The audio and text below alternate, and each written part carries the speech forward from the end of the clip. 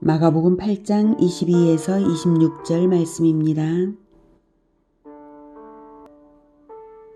제자들이 떡 가져오기를 잊었음에 배에 떡 한 개밖에 그들에게 없더라. 예수께서 경고하여 이르시되 삼가 바리새인들의 누룩과 헤롯의 누룩을 주의하라. 하시니 제자들이 서로 수군거리기를 이는 우리에게 떡이 없음이로다. 하거늘 예수께서 아시고 이르시되 너희가 어찌 떡이 없음으로 수군거리느냐? 아직도 알지 못하며 깨닫지 못하느냐? 너희 마음이 둔하냐? 너희가 눈이 있어도 보지 못하며 귀가 있어도 듣지 못하느냐? 또 기억하지 못하느냐? 내가 떡 5개를 5,000명에게 떼어줄 때에 조각 몇 바구니를 거두었더냐? 이르되 12이니이다. 또 7개를 4,000명에게 떼어줄 때에 조각 몇 광주리를 거두었더냐? 이르되 7이니이다. 이르시되 아직도 깨닫지 못하느냐? 하시니라.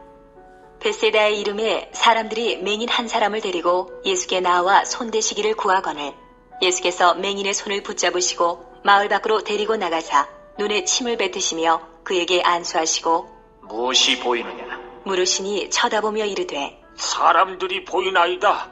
나무 같은 것들이 걸어가는 것을 보나이다. 하거늘 이에 그 눈에 다시 안수하심에 그가 주목하여 보더니 나아서 모든 것을 밝히 보는지라. 예수께서 그 사람을 집으로 보내시며 이르시되 마을에는 들어가지 말라. 하시니라. 예수와 제자들이 빌립보 가이사랴 여러 마을로 나가실새 길에서 제자들에게 물어 이르시되 사람들이 나를 누구라고 하느냐? 제자들이 여짜와 이르되 세례 요한이라 하고 더러는 엘리야, 더러는 선지자 중에 하나라 하나이다. 또 물으시되 너희는 나를 누구라 하느냐? 베드로가 대답하여 이르되 주는 그리스도시니이다. 하매 이에 자기의 일을 아무에게도 말하지 말라 경고하시고 인자가 많은 고난을 받고 장로들과 대제사장들과 서기관들에게 버림받아 죽임을 당하고 사흘 만에 살아나야 할 것을 비로소 그들에게 가르치시되 드러내놓고 이 말씀을 하시니 베드로가 예수를 붙들고 항변하매 예수께서 돌이키사 제자들을 보시며 베드로를 꾸짖어 이르시되 사탄아, 내 뒤로 물러가라. 내가 하나님의 일을 생각하지 아니하고 도리어 사람의 일을 생각하는도다. 하시고 무리와 제자들을 불러 이르시되 누구든지 나를 따라오려거든 자기를 부인하고 자기 십자가를 지고 나를 따를 것이니라. 누구든지 자기 목숨을 구원하고자 하면 잃을 것이요 누구든지 나와 복음을 위하여 자기 목숨을 잃으면 구원하리라. 사람이 만일 온 천하를 얻고도 자기 목숨을 잃으면 무엇이 유익하리요? 사람이 무엇을 주고 자기 목숨과 바꾸겠느냐? 누구든지 이 음란하고 죄 많은 세대에서 나와 내 말을 부끄러워하면 인자도 아버지의 영광으로 거룩한 천사들과 함께 올 때에 그 사람을 부끄러워하리라. 사랑하는 형제 여러분, 9월 10일 금요일 새벽 묵상에 오신 것을 환영합니다. 오늘 본문 묵상의 본문은 22절부터이긴 한데요. 제가 14절부터 시작해서 읽도록 했습니다. 그렇게 한 것은 오늘 본문을 이해를 하는 데 있어서 14절부터 그 다음 내용, 그 다음 장까지의 내용의 맥락을 아는 것이 필요해서 그렇게 했습니다.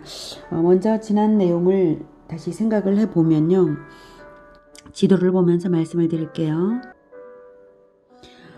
예수님께서 두로에서 수로보니게 여인의 딸을 고쳐주신 후에 데가볼리 지방으로, 여기가 데가볼리라고 나왔죠. 이 데가볼리 지방으로 지방을 통과하여서 갈릴리 호수에 왔을 때에 여기서 귀먹고 말 더듬는 자를 고치시고 그리고 칠병이어로 4,000명을 먹이신 일이 여기에서 있었어요. 그리고 달마누다 지역으로 건너가셨습니다. 배 타고. 여기 마가단이 달마누다 지역이고요. 아마도 막달라도 같은 여기가 막달라일 것이라고 추측되고 있습니다. 이렇게 건너가셔서 거기서 바리새인들이 하늘에서 오는 표적을 요구하기에 거절하며 한탄하셨죠. 한탄하시고는 배에서 제자들에게 그리고 건너가시는 거예요. 벳세다로. 그래서 배에서 제자들에게 바리새인들의 누룩과 헤롯의 누룩을 주의하라고 하셨습니다. 그런데 제자들은 배에 떡 1개밖에 없다는 현실 문제에만 마음이 매여서 예수님의 권능도 잊어버리고 예수님의 한탄도 공감하지 못했습니다. 예수 제자들의 눈이 덜 떼인 것이죠.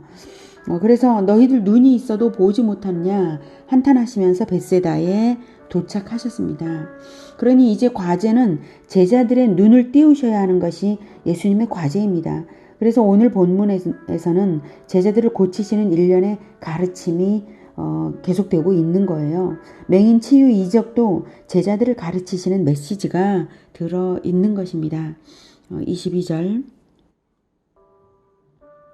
벳세다의 이름에 사람들이 맹인 한 사람을 데리고 예수께 나와 손 대시기를 구하거늘 예수께서 맹인의 손을 붙잡으시고 마을 밖으로 데리고 나가서 눈에 침을 뱉으시며 그에게 안수하시고 무엇이 보이느냐 물으시니 쳐다보며 이르되 사람들이 보이나이다. 나무 같은 것들이 걸어가는 것을 보나이다 하거늘 이에 그 눈에 다시 안수하시며 그가 주목하여 보더니 나아서 모든 것을 밝히 보는지라.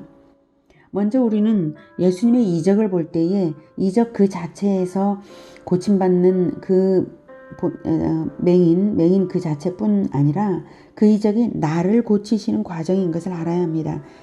깨달으라고 하는 거죠. 예수 제자들은 방금 배에서 꾸지람을 들었죠. 너희가 눈이 있어도 보지 못하느냐고요. 우리에게도 너도 영적인 맹인이다 라는 메시지를 들을 줄 알아야 합니다. 우리가 예수님의 메시지를 잘 알아듣지 못하면 그만큼 고침받는 것은 여러 단계를 거쳐야 하고 느려집니다. 복음서에는 소경을 고치신 일이 여러 번 나오는데요. 하나도 같은 방법으로 하지 않으셨습니다. 사람마다 인생과 영혼의 모습이 다르고 또 문제의 모양도 다르기 때문에 각 사람의 상태를 다 아시는 예수님이시므로 각 개인에 맞는 특별성으로 치유하십니다. 여러 소경 치유 이적 중에서 오늘 이적은 2단계의 안수를 거치셨죠. 마찬가지로 예수 제자들의 영적 치유 역시 여러 단계를 거치시는 중이십니다. 23절 예수께서 맹인의 손을 붙잡으시고 마을 밖으로 데리고 나가서 눈에 침을 뱉으시며 그에게 안수하시고 무엇이 보이느냐 물으시니 데리고 온 사람이 있는데도 맹인을 친히 손 붙잡으셔서 마을에서 분리하셨습니다. 왜 마을에서 분리하시는지는 우리가 모르지만 예수님은 그 맹인의 상태를 아심으로 분리가 필요함을 아십니다. 그리고 눈에 침을 뱉으셨고 안수하셨는데요. 침 자체가 약효가 있다기보다는 예수님은 절대 거룩하신 분이시므로 예수님에게서 나오는 것은 사람을 깨끗하게 치유한다는 것을 알 수 있고요. 예수님께 접촉되면 치유받습니다. 이렇게 자상하신 방법으로 하신 것은 그 맹인의 믿음을 일으키시며 눈만 아니라 영혼을 치유하시는 과정이고요. 무엇이 보이느냐고 물으셨는데요. 온전히 보지 못할 줄을 아시고 물으신 것이고요. 2단계가 필요함을 이제 아시고 그렇게 이제 질문하신 것입니다. 이렇게 하나님은 우리의 상태를 확인하시며 여러 단계를 거쳐 우리 영혼을 재창조하십니다. 24절 쳐다보며 이르되 사람들이 보이나이다. 나무 같은 것들이 걸어가는 것을 보나이다 하거늘 이에 그 눈에 다시 안수하시며 그가 주목하여 보더니 나아서 모든 것을 밝히 보는지라. 맹인은 눈이 덜 뜨였기 때문에 사람들을 나무 같은 것들로 보았습니다. 그래서 다시 안수를 받고 밝히 보게 되었습니다. 이렇게 반복적 단계적으로 치료하시는 것은 예수님의 능력이 부족해서가 아닙니다. 다만 사람의 영혼의 상태에 따라 달리하시는 것일 뿐입니다. 그리고 사람의 신앙이 점점 자라남에 따라 예수님의 능력이 더욱 나타남도 알 수 있습니다. 24절에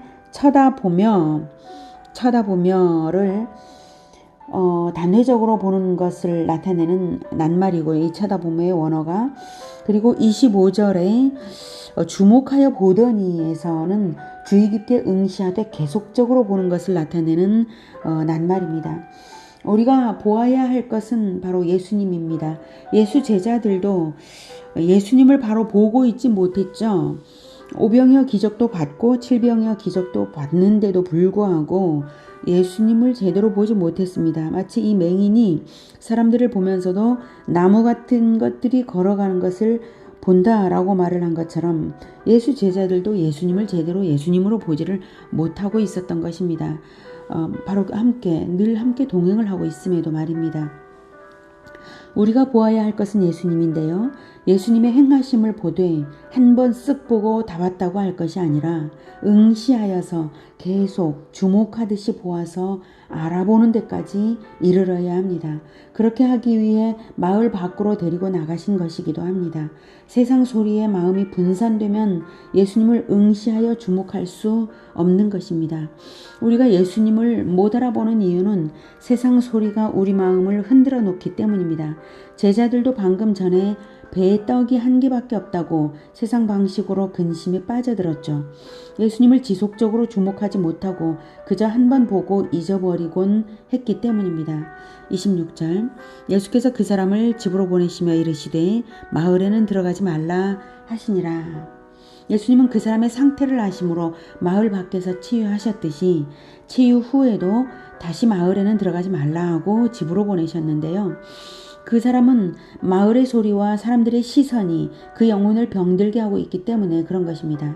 또한 다른 이적 후에도 소문을 내지 못하게 하신 것처럼 그릇된 정치적 메시아 관점을 불러일으키지 않도록 소문이 퍼지는 것을 막으시기 위한 이유도 있다고 봅니다. 예수님은 예수 제자들 역시 성장과 치유가 필요하고 그러기 위해서는 사회로부터 분리될 필요가 있음을 아셨습니다.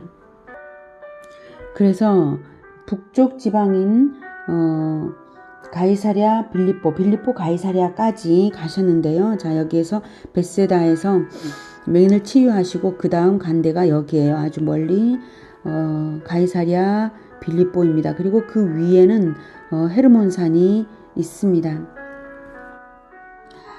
아마도 그 산에서 예수님의 영광스러운 모습을 보여주실 것이고요. 그 다음 장에 나오죠. 십자가 순환과 부활을 알리실 것입니다. 예수님의 명성이 이스라엘에서는 어디를 가나 너무 유명해져서 제자들의 마음이 우쭐해져 있었음을 아십니다. 제자들의 마음이 그럴수록 눈은 가려지고 예수님을 제대로 볼 수 없습니다. 오늘 묵상은 여기까지 하겠습니다. 38절까지 읽은 이유는 맹인을 고치신 이적 속에 제자들을 가르치시는 교훈이 들어있어서 앞뒤 이야기를 함께 본 것입니다. 27절부터는 내일 보겠습니다. 오늘은 맹인을 고치신 이적을 통해 영적으로 시력이 어두운 우리 자신을 보게 되었습니다. 예수님은 우리의 영적 시력을 고쳐주시려고 단계적으로 작업하고 계십니다. 우리가 속히 시력을 회복해야 하겠죠? 어떻게 하면 예수님께 협력되겠습니까? 현실에 속지만 말고 예수님께 지속적으로 주목해서 예수님의 행동과 말씀에서 진리를 알아들어서 잘 따르는 우리 모두가 되기를 축복합니다. 기도하겠습니다. 하나님, 우리는 현실 문제가 우리의 마음을 다 장악해버려서 예수님을 못 볼 때가 너무나 많이 있습니다. 우리 일이 잘 될 때는 마치 예수 제자들이 예수님의 명성 때문에 우쭐해져 있는 것과 같은 마음이 되고, 그래서 예수님이 더 잘 되어서 왕이 되기를 바라는 더욱 세속적인 마음을 가지게 되고, 우리가 또 난관에 봉착했을 때는 그 난관이 우리 마음을 장악해버려서 폭풍 가운데서 예수님을 원망하던 예수 제자들처럼 되기도 합니다. 하나님, 우리의 어리석음을, 영적인 어두움을 깨닫게 해주시고, 우리가 현실 문제에만 마음이 매여서 마음이 어두워지지 않도록 주님 도와주시옵소서. 우리가 오직 예수님에게만 집중되고 예수님을 지속적으로 응시하고 바라보면서 예수님을 바라보고 예수님을 따라서 예수님의 마음에 공감하게 하여 주시옵소서. 예수님께서 무엇을 한탄하시는지, 무엇을 원하시는지, 예수님께서 어떻게 하기를 원하시고 무엇이 변화되어야 하는지 그것을 보고 함께 예수님의 탄식에 공감하고 함께 나아가는 우리가 되게 하여 주시옵소서. 예수님이 원하시는 그것을 기도하고 예수님이 바라시는 그것을 행할 수 있고, 예수님이 원하시는 대로 우리가 변화되어서 예수님처럼 되기를 원합니다. 예수님께서 십자가를 지기를 원하시오니 주님, 우리도 십자가를 지는 그 마음을 가지고 어떤 십자가를 지라고 하더라도 그 십자가를 질 수 있도록 주여 우리 마음을 변화시켜서 인도하여 주시옵소서. 우리의 눈을 열어 주시옵소서. 맹인과 같은 우리의 눈을 열어 주시옵소서. 우리가 주님을 따르겠나이다. 예수 그리스도 이름으로 기도드립니다. 아멘. 이어지는 시간은 개인 기도 시간입니다.